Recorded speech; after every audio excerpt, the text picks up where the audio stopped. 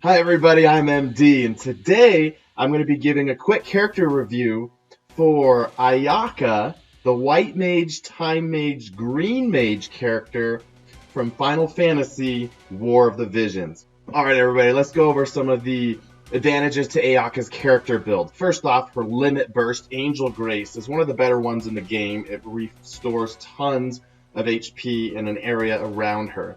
Now also, her Trust Master reward, once you're able to unlock this, is one of the better ones in the game, as it comes with the ability to reduce damage for 3 turns for all allies around them and acts kind of as a Suna. Ayaka also has a lot of HP, TP, and AP, which gives her character a lot of versatility. She doesn't run out of her abilities when you're in battle with her. Moving on to her abilities and what might be useful, the most useful abilities that you can have with her. Obviously, you're going to want to look at the Curaga. I'm going to get to this in a little bit. Curaga can be really powerful in Arena. It's going to help keep you alive, but I'm actually going to recommend when you're building this character to not unlock Curaga, and you're going to see why in a moment.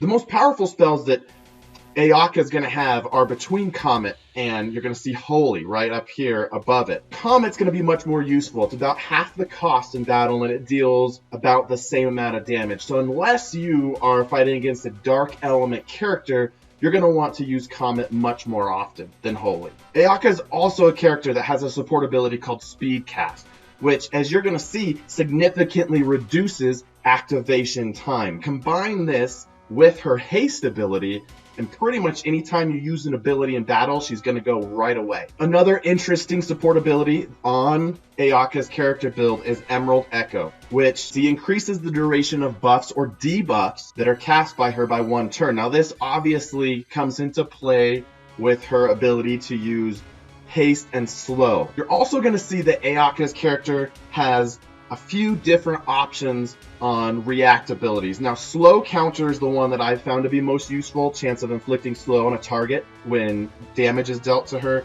A lot of people also like the dispel counter, so anytime that she takes damage, she dispels any buffs on any of those enemies. Now, as you're about to see, I'm going to actually recommend that you don't open up any of these 2 branches that have slow counter or dispel counter on them. So if you want the ideal build for Ayaka, you're going to be stuck with Regenerator, which is going to allow regeneration on Ayaka after she takes damage. Some of the downside to Ayaka's build, and there are big downsides. For as powerful of a character as she is, there are major flaws in the way that they built her character. Now, one of them, and probably the biggest one, is Immobilize. Unless you're planning to manually control Ayaka in every fight that you have, whether that's Arena, whether that's Story, whether that's multiplayer, you do not want Immobilize. Otherwise, this character is going to just run around in the arena and cast Immobilize on everything. No matter what other spells you have in her kit,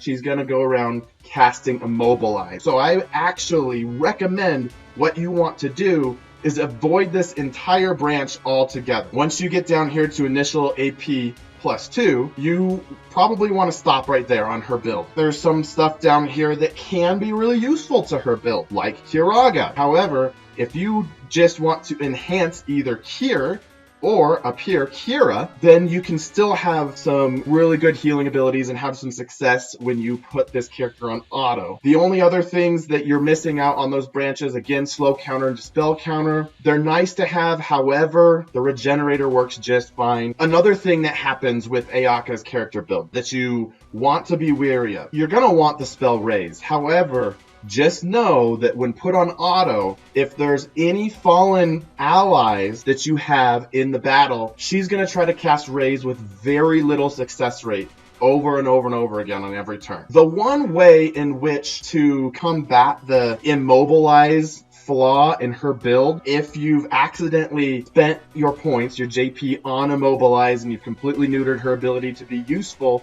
as an auto character, what you're going to want to do is try to get to haste as soon as you can. That'll replace it. Then she'll just kind of run around and just cast haste on everybody instead of Immobilize. If you have Ayaka, the best way to build her character, if you're planning to use her as an auto fighter, is to completely avoid the immobilized branch altogether, and I would recommend enhancing Comet a lot. It's going to be much more useful than Holy, and you can actually make her deal tons of damage with Comet, and as long as you avoid that immobilized branch, she should run around the arena and she should be casting Comet, and she'll be very, very useful. I hope you've enjoyed this character review. Tune in next time for a different one.